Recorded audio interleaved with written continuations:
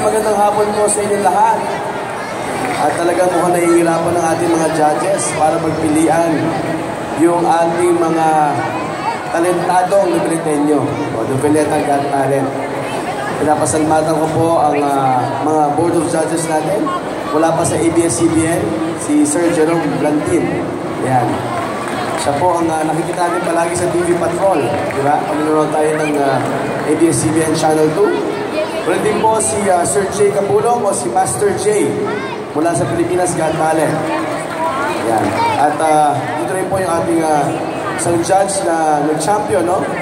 Sa regional dance competition.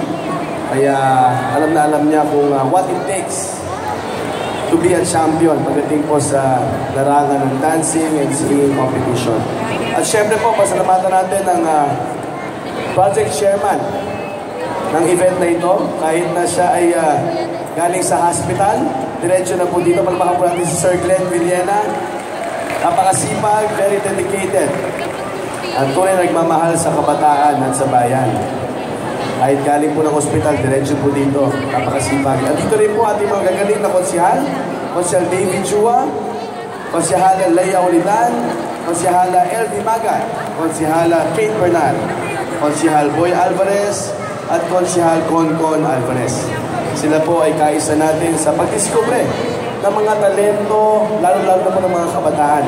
Para na sa ganun po ay pagmalaki natin sila at matulungan pa natin na mag-excel sa kanilang nabibiling, galing at talento.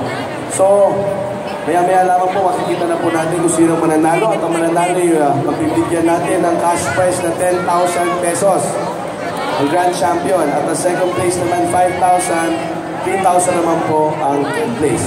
Pero ang importante po doon, hindi po yung cash prize. Mas importante na ang tatlong mananalo ngayon, hapong ito, ay magkakaroon ng tsansa na makasali sa Pilipinas Got Talent. Di ba, Master J?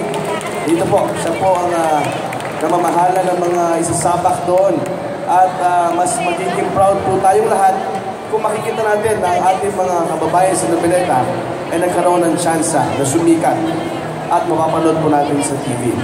So muli po, maraming salamat. Pasalamatan din natin ang ating dalawang magaganda at guwapong host, Sir Raymond at Ma'am Sonia. Maraming salamat po. Kay Ma'am Lisa Pinpin, na halos araw-araw po ay lagi nakabantay sa Noveleta Week. Kay Ma'am Gloria Fernandez. Yan. Maraming salamat po. At sa SM Rosario, malaking bagay po na makilala ang talento at ang pinagmamalaki na ating bayan. Pwede po yung mga produkto natin na nakadisplay po dyan sa labas. Pwede po kayong bumili. Sa linggo po kami dito. Maraming salamat po. Thank you very much, Mayor Dino Reyes Chua. Okay. Very supportive si Mayor.